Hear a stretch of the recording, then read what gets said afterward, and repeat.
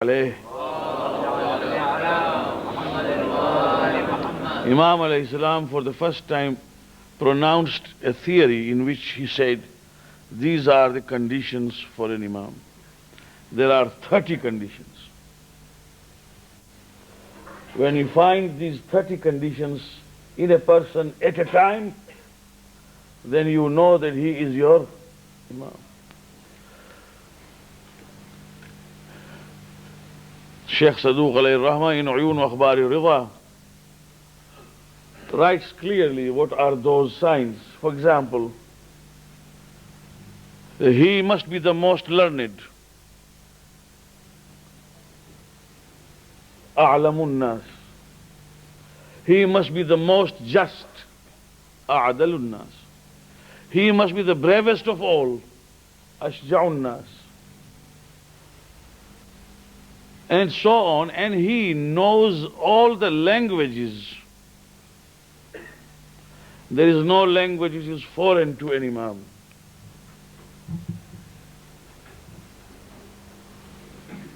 And he went on giving one after the other the signs, showing that these are the qualities and attributes of an Imam. He lived in an era when the problems after Imam Ja'far as-Sadiq alayhi salam had begun. According to the historians, he was born in 148 Hijrah. But there is a great difference and variance in reports. Some say he was born in 153.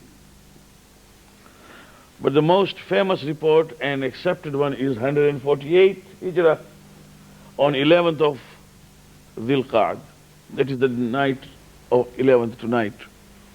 This is the most accepted report that he was born in 148 Hijrah, the same year in which Imam Ja'far as-Sadiq alayhi salam was martyred and passed away. What happened after Imam Ja'far as-Sadiq alayhi salam, that while it went up to zenith and climax, the Shia faith, at the time of Imam Musa ibn Ja'far, Imam Kazim alayhi salam, there was again a decline. He was subjected to so much of torture that we all know that Imam Musa ibn Ja'far passed nearly 14 years in prison. Now 14 years absence from the contact with the people, while Imam Ja'far Sadiq had tried so hard, suddenly it was a decline. And then came the time of his wafat and his martyrdom. And as we all know that even at the time of his martyrdom, when Rashid said that here is the Imam of the Rafidis, they believed he never dies, come and see his body on the bridge. At that time a new firqa started. This is what I want to say. And this firqa was called Waqifiyya. It was a strong firqa, a strong sect, backed by the ulama of those days. This is the tragedy of it. The ulama in those days, they backed this particular sect which believed that after the seventh Imam there was no Imam, and that seventh Imam was in Ghaiba and had not died. This is called Waqifiyya. There is no further Imam, that's all. The seventh Imam has gone into Ghaiba. When Imam ar-Ridha salamullah alayhi came to know about this, in Medina, he wrote to them saying, you being ulama,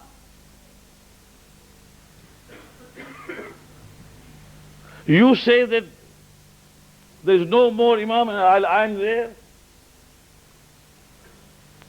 They answered to say that فَإِنَّهُ لَمْ يَمُتْ.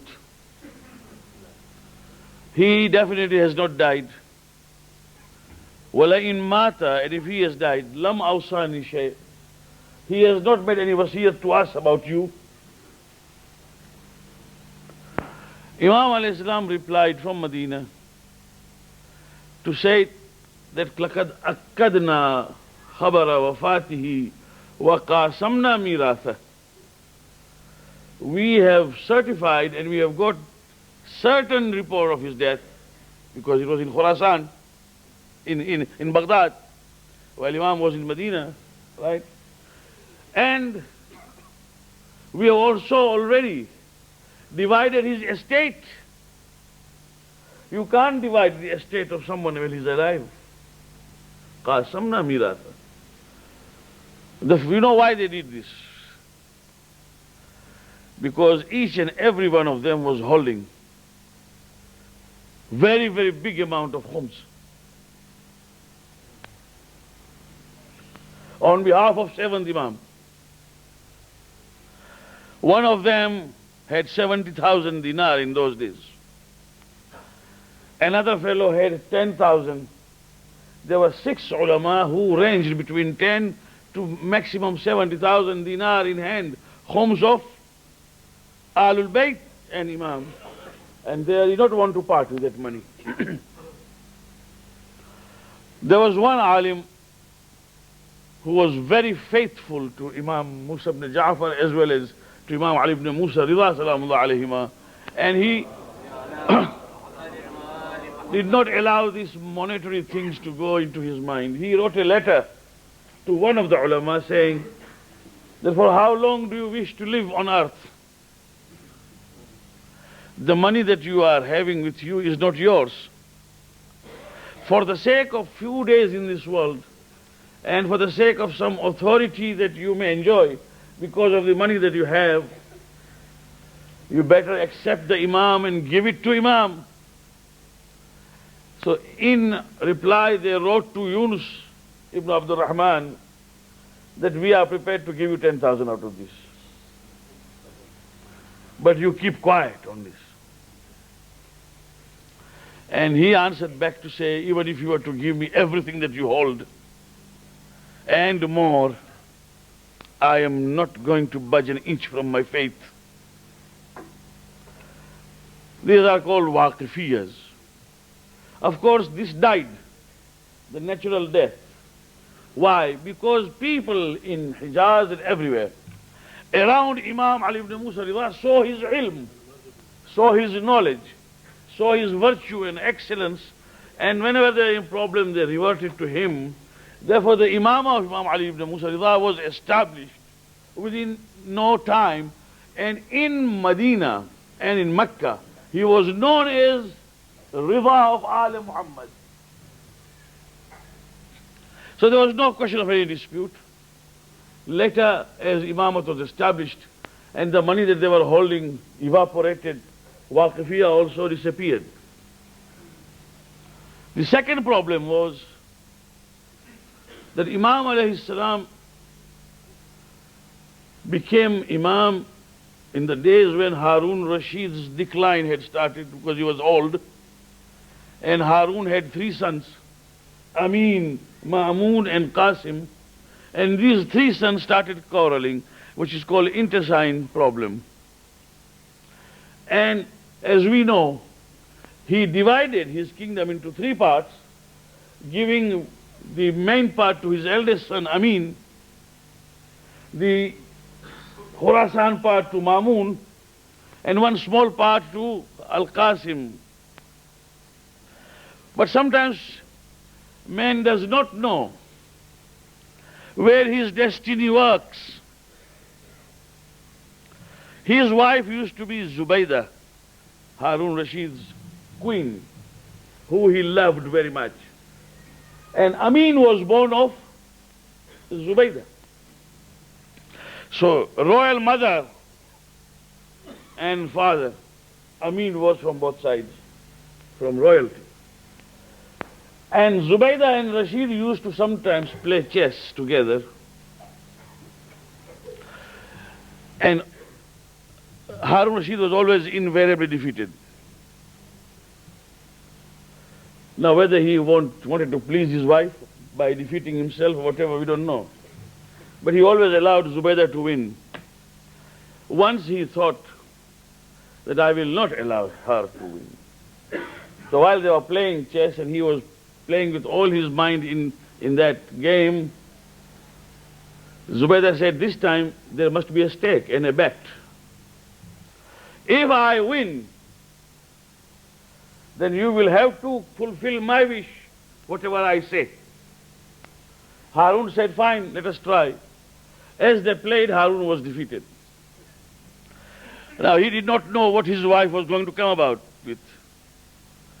And his wife selected one of the ugliest kanis and said, you will pass your night today with this ugliest of my kanis. For Harun was really reluctant to go with that ugliest of kanis. But now he had already said yes.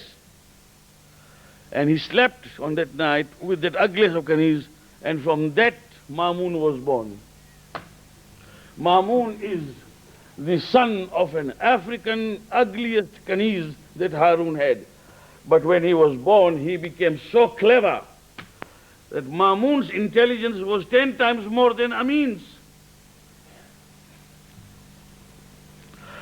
In fact, Harun realized that Mamun, although is not royal from his mother, but as far as his intelligence is concerned, he far excels Amin. Therefore, he was terrified about the future. What will happen when Mamun comes up in his full element?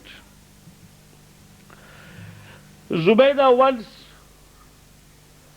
complained to Harun that you love the son of this kanis more than my son. And Harun said, I love him because of his intelligence. And if you want to test him, we will test one day.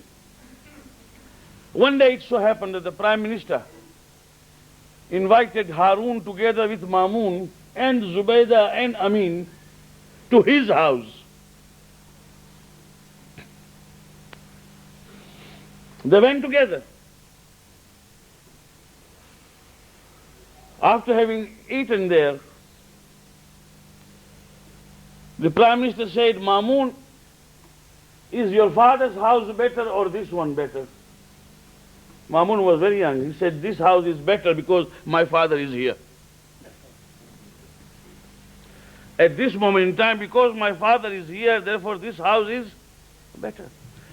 Immediately Harun said to Zubaydah, did you hear him?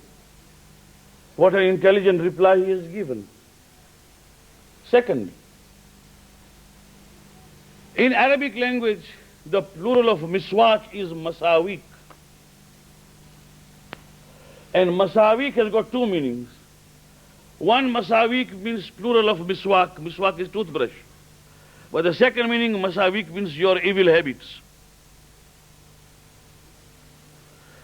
And purposely, Harun asked first, Amin, what is the plural of miswak? He said, Ya Abah Masawik. It was a correct reply, but it has two meanings. And he asked Mamun, he said, Mamun, what is the plural of miswak? He said, Ya Abah Riddu Mahasinik. The opposite term for your good habits is the plural of miswak. Immediately he told Zubaydah, look at this boy, how intelligent he is. This is the reason why. He is the one who immediately recognized Imam ar-Ridha salamullah alayh as his mentor. The ulama of Shia have written in their books that in those days, after Imam ar-Ridha, the most learned man was Mamun Rashid. This is the third crisis. For 5 years, Amin ruled, and then Mamun killed him, and then Mamun became the absolute. The moment Mamun became absolute, the Alawiyun started fighting from all over against the government of Abbasids. And Imam ar-Ridha alayhi salam is there. All Alawiyun means Imam Ali's, Imam Hassan's children. They started fighting in Hijaz and in Kufa, everywhere. Mamun was totally exhausted. Did not know how to now rule, because everywhere he saw people rising against him. So he found out a way for it.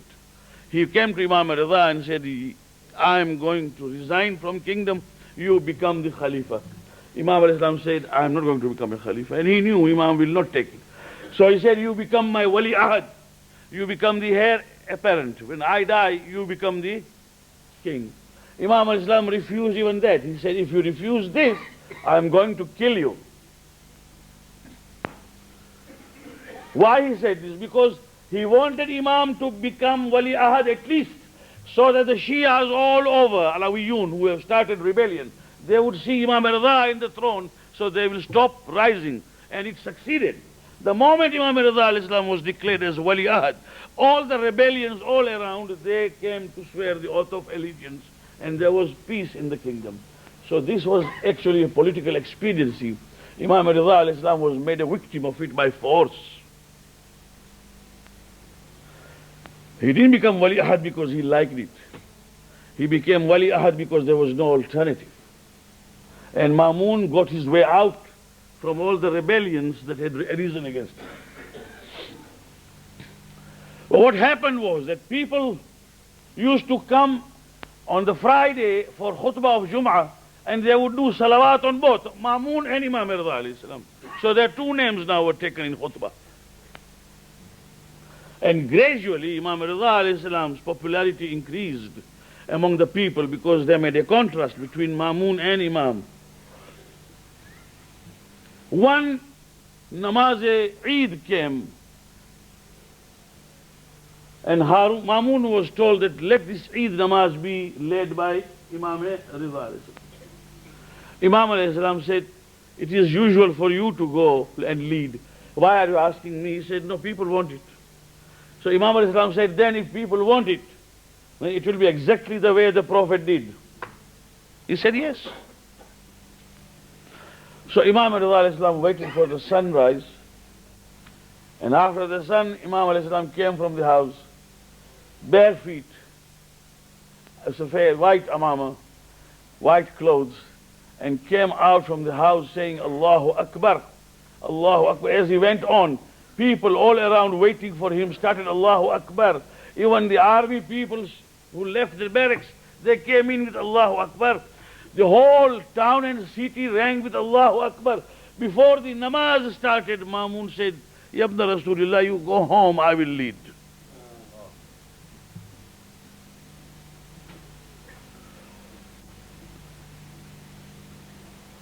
That was the type of life that Imam alayhi salam had to lead. In spite of that, the whole fiqh of Ja'fari and the whole ahadith has been actually put into order by Imam ar-Ridha salamullah alayhi. Today, if we have in every hadith and in every order of fiqh, we have nearly tens and tens of ahadith reported from Imam Ridha alayhi salam. Had it not been that, we would not have been able today to know what was the order of Ahlul Bayt alayhim salam. And how Quran Majid and tafsir of Quran and also the understanding of Quran was also explained by him. Mamun once asked him, said, Yabna Rasulillah, what do you say about Hazrat Ibrahim who said, Hadha Rabbi, Hadha Akbar? Surah An'am, when he saw the sun, فَلَمَّا رَأَى الشَّمْسَ بَازِغَةً قَالَ هَذَا رَبِّي هَذَا أَكْبَرُ. When he saw the sun rising, he said, this is my God, this is very big and very too great. فَلَمَّا أَفَلَتْ قَالَ إِنِّي لَا أُحِبُّ الْآفِلِينَ. When the sun set, he said, I don't like the one which set.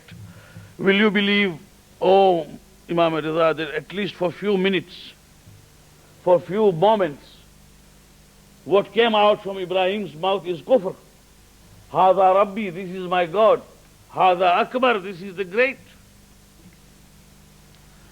And if you believe that it was kufr, then you can't say Nabi was masoom. Imam Ridha said, this is the problem. That when you go out of the household of Ahlul Bayt, you don't know even how to read Quran. For when Ibrahim said, Hadha Rabbi, Hadha Akbar, it was istifham, that means interrogation. Is this the one? Is this the one? You don't know how to read that. If you read the interrogation, there is no kufr. He was asking, this the God? Is this the greatest? You see, it was an interrogation. You must come to us so that we may explain you how to read Quran Majid. And after that, understand the meaning. He asked another question. He said, وَلَقَدْ هَمَّتْ بِهِ وَهَمَّ بِهَا لَوْلَا أَنْ رَأَى بُرْهَانَ رَبِّهِ. And Zulaykha intended badly for Yusuf. And Yusuf intended badly for Zulaykha. Had he not seen the sign of Allah? Quran says this, so Yusuf intended badly for Zulaykha. Imam al-Islam said, this is not the meaning of it. You are going to read the ayah this way. The meaning is going to be conveyed this way. لَقَدْ هَمَّتْ بِهِ. She definitely intended badly. وَلَوْلَا أَنْ رَأَى بُرْهَانَ رَبِّهِ هَمَّ بِهَا. If he had not seen the sign of God, he would have intended. He did not intend because he had signed. This is the isma. This is how Imam alayhi salam explained the ayat of Quran, how they should be understood and how they should be interpreted. All this happened during the days when the ghaibat of Imam was coming closer and closer. Today the treasure that we have is all left behind with hundreds of ahadith from Imam Ali ibn Musa ar-Ridha salamullah alayhi.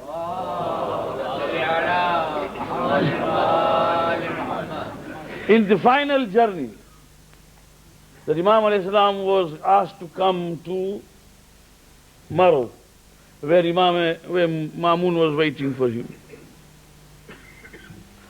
He came, and those of you who have gone to Ziyarat by train to Mashhad, they know there's a station called Nishapur, which in Arabic is called Al-Nisabur. This is Nishapur. On his journey, Imam alayhi salam reached Nishapur. Ibn Sabbagh al-Maliki, he is Maliki Imam, Maliki's alim, writes that when Musa ibn Ja'far's son ʿAlī reached Nisabur, because he was already a Wali Ahad, therefore there was a hawdah on his, his hawdaj on his camel. Imam al-Islam was inside, and the veils and the curtains had been drawn. People assembled around, he said, 20,000 people assembled. And the people standing in the forefront said, Yabna Rasulillah, can we just have a sight of you, a ziyarat of you? Can we see you? Imam alayhi salam lifted the curtain and they saw him. Upon seeing him, some of them fell down, fainted, and some of them started weeping to see the ziyarah and the face of Imam Ali ibn Musa ar-Ridha. And then some of the ulama said, can we have one hadith from you? We would like to write one hadith we have been having heard from your mouth. And he said, Uktubu, write. And what did he say? My father Musa ibn Ja'far told me that he heard from his father Ja'far al-Sadiq, that he heard from his father Muhammad al-Baqir, that he heard from his father Ali ibn Hussein al-Abidin, that he heard from his father Hussein ibn Ali, that he heard from his father Ali ibn Abi Talib, that he heard from Rasulullah sallallahu alayhi wa sallam, that Jibreel Amin told him that Allah subhanahu wa ta'ala says, Kalimatu la ilaha illallah hisni wa man dakhala fi hisni amina min adhabi. To say la ilaha illallah and to confirm oneness of God is just like entering into my fortress. Whoever enters into my fortress is saved from the chastisement. They wrote it. Abu Nu'aym writes in his Hulyatul Awliya, Ahlul Sunnah. After writing this hadith, he says, this hadith is muttafaq alayh. That means from Sunni and Shia sources, this hadith is confirmed that he said this. For wallahi, these are the words he's written in it. لو قرئ هذه الأسناد على المجنون لأفاق. Not the hadith. He says, if these asnad, that is the isnad that Imam made, narration chain from me to my father, if this chain of narration is read upon one who is mad, he will recover. لو قرئ هذه الأسناد على المجانين على مجنون لأفاق. This is called hadith of silsilatul dhahab, golden chain, because every reporter is masoom. From me, Imam ar-Ridha says, up to Rasulullah sallallahu alaihi wasallam, all masoom. This is called hadith silsilatul dhahab, a chain of narration made of gold. They wrote, and as they went on writing, they went on dictating, because there were so many people, there was no microphone. So they went on transmitting that this is what he has said. Everyone wrote, whoever had a pen in his and paper in his hand. And they wrote this, and Imam alayhi salam asked the curtains to be drawn down. Now, as he moved a few steps. The animal, the camel moved. Imam alayhi salam again lifted the veil and said, وَلَكِنْ بِشَرْطِهَا وَشُرُوطِهَا.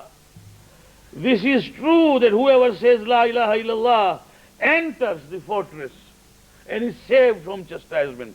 But it has a condition and many conditions. وَأَنَا مِنْ شُرُوطِهَا. And among those conditions, I am one. That means there is not going to be any aman unless together with La ilaha illallah there is shart Muhammadur Rasulullah wa shurutuha wilayatu Ahlul Bayt.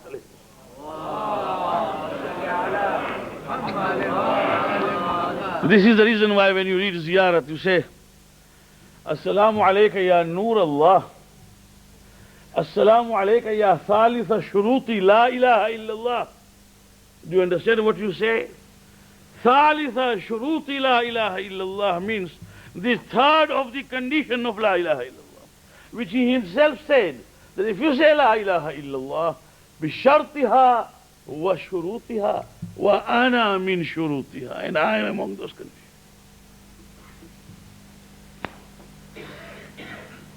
Well, Imam ar-Ridha salamullah alayh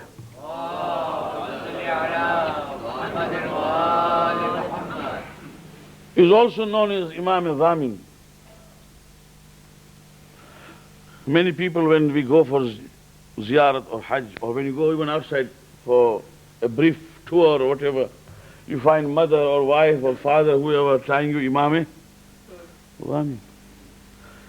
That means he has entrusted your security and safety to Allah subhanahu wa ta'ala in the name of Imam ar-Ridha alayhi salam. It can be a penny, it can be a pound, it's not material. You see, the goat, for example, he has Imam al-Dhamin. This Imam al-Dhamin is to the care of Allah subhanahu wa ta'ala in the name of Imam ar-Ridha alayhi salam. How, in what situations he has helped Imam al-Dhamin, being a Dhamin, there are hundreds and hundreds of anecdotes and examples for which there is no time. But I can just tell you one thing, that when you go to Khurasan and when you go to the ziyarah of Imam ar-Ridha salamullah alayh,